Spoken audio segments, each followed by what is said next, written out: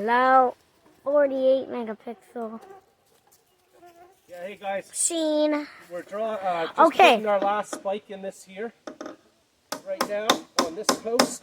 Alright, if you like and subscribe, because if you like and subscribe, you'll get 10 cookies, but if you don't like and subscribe, we will find your location and hunt you down. Yeah, very happy news, so like and subscribe. Alright, pause there for a sec. Yep. Oh, the flies are terrible out here today. I'm trying to work fast. We're going to do a third part of our Gatehouse build series here today, and we explained on the last couple videos the foundation and then how we did our walls just by laying our logs, and we tied all of our logs in together with this wire for the time being, and that way if we had to shift the thing, it gave the structure a little bit of play that we could put our level on it, and if it needed to go one way we could push it and kind of straighten everything up as best as possible. Also, we would recommend you doing this too. Oh, what are you doing? Go ahead, buddy.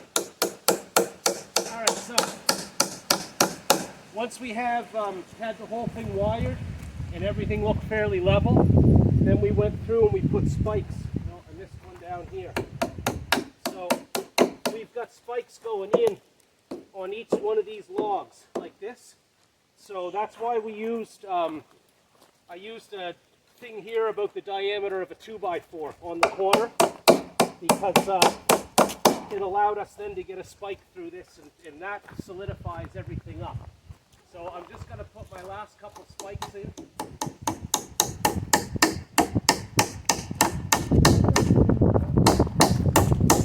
Okay, I got a couple more here to do, so I'll pause. I'm just going to drive those in. Also, look, and then I'll move around. Look at this outhouse. Look at the progress. Not an outhouse. Alright, give a pause. I meant the gatehouse. Come on. Okay, so we got this here done. All four corner posts now are nailed together, and that gives the structure a lot of strength. I'm going to take you now around the other side where we've started putting up our vertical logs that are going to support the roof beam. Okay, one other thing I was going to explain here. On the other side of the structure, we have our four vertical roof logs, and those, again, they're going to help stabilize these logs as well, as they, where they're vertical this way, and we're putting the rebar through them or whatever. It's going to keep the frame from sagging. As well, eventually, the siding will also firm the whole structure up. And here's a look at some of the siding. I just tapped that on with a nail, but we're going to come with our cedar half rounds, and that's going to shore everything up as well. But I also have a tree here, and what we're going to do with this here is I let that go while I built this thing, but now I'm going to top it, and then I'm going to take all the bark off it, and I'm going to use that as a post, and I'm going to nail each of these here logs with a spike into this here pole as well. So now we have a living tree helping to support the structure. Also, one day we had in the cabin, we placed like a little plaque or whatever, and we had some things written on it, so in a long time I could come and look at it. Also, the mosquitoes are horrible.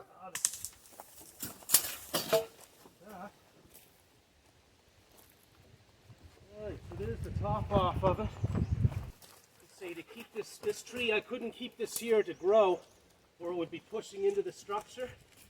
So now we're just going to debark it all, and once it's debarked, I'm going to drive my spikes through it, and that's going to be another main support for the back of the building here on the gatehouse.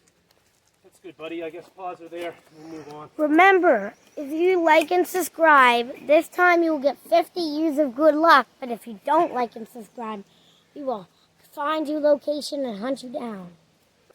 See if I'm in frame there again.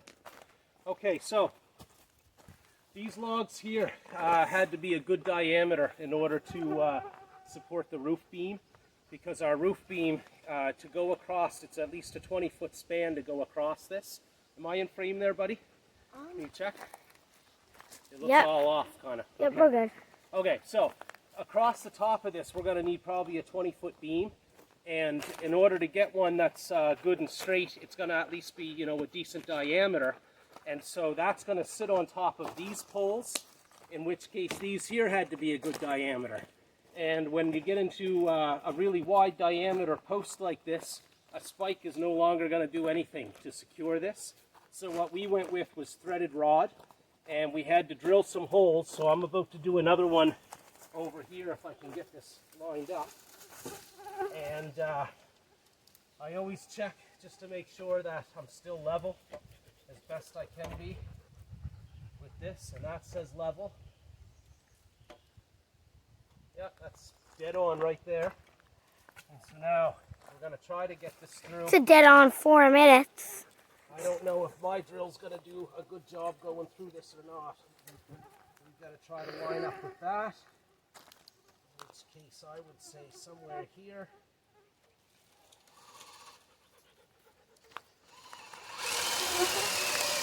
Brrr. Okay. It's going to probably take a couple minutes. I got a 1/2-inch drill bit here. And I'm going to try to get right through this post and through the one in behind it. So if you want to pause it there for another minute, buddy. No, what? Here's the thing. I'm not going to pause it. Aha! You're the man operating the camera. Did you know that the sun is really smart? Because it already has 1,000,000 degrees.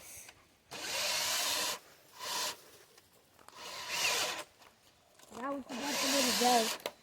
Comment if you laugh. Anytime in this video. There.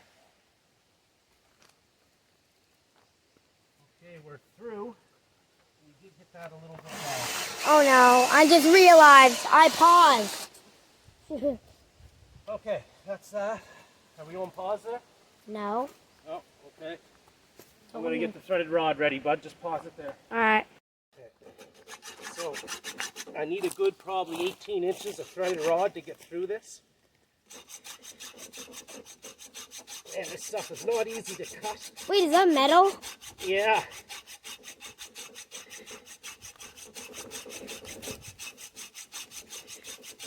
Ah, the flies are eating me up while I do this. Oh, they're eating you. Wow, I don't see anything. I just swallowed one. You swallowed a fly. Inhaled them. Oh. Stuff would stay still, it would be better. There. Okay. So that's our piece that we're going to use next. Now I'm going to thread it first, because the end that you cut, you never know if it's going to damage the thread. So I'm going to try to get something on that end first. And if I can't get something screwed on there, then I got to screw it on this end and bring it all the way down. Put our washer on and a nut on here. Still threaded on, no problem. Okay. So now, buddy, we got to get this. How long have you been working on this outhouse for? I mean, not outhouse. That's a good question.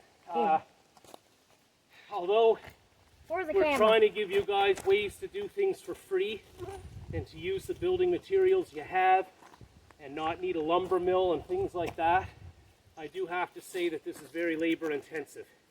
So you're gonna, if you don't pay for your building supplies with money, you're gonna pay in time and effort. And I definitely put a lot of hours into this so far when you consider the cutting of each of these logs. For some reason, Daddy, the outhouse, like not this, but the actual outhouse, took like way faster than the cabin. But it's not that much bigger.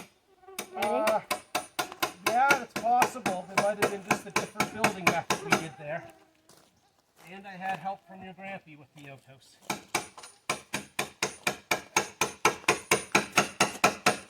So we got to drive this all the way through. It looks like it's going.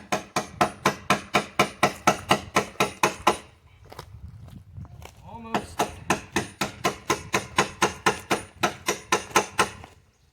There we go.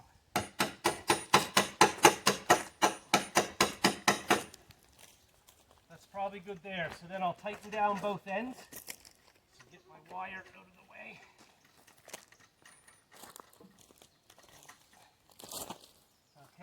So then a nut and a washer go on the inside, and that tightens this down to the frame.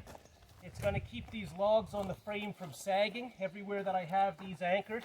And I made sure to anchor them in different levels. So this one's anchored on the bottom, this one's anchored on the third one. So I kind of staggered that. And anyways, these are going to give some strength to the frame. And as well, they're going to hold the weight of our main beam going up here for the roof. So I'll show you that next. We're not quite there yet.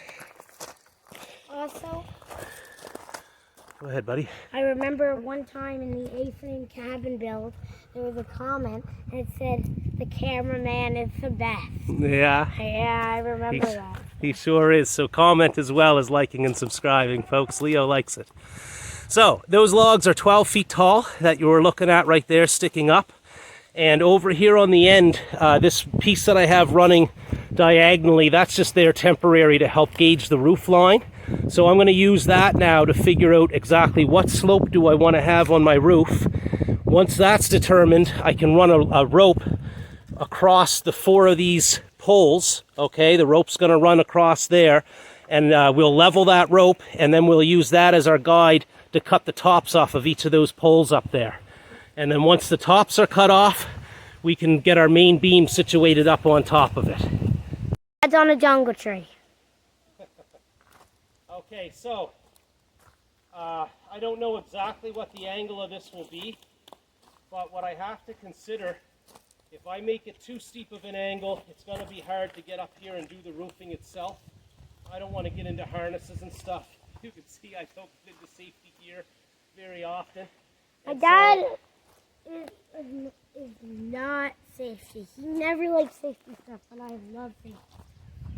Well, what I'll try to do is bring my angle to a degree where I can easily get up here and do my roofing without sliding off the back end. I don't think my dad would get equipment that he could grab a rope if he was tight walking across Mount Everest into another mountain.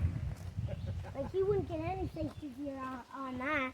He wouldn't get a helicopter above him, or anything. Yeah, I may pay for that someday. He would just go across the mountain and then land on the other mountain with no gear, no nothing.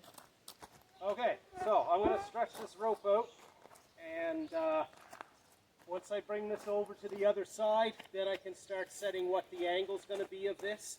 I think we'll end there because we're not going to get these cut here today. I got to get the chainsaw going and stuff. But suffice it to say, this is going to be our guide for where we're going to cut the tops off.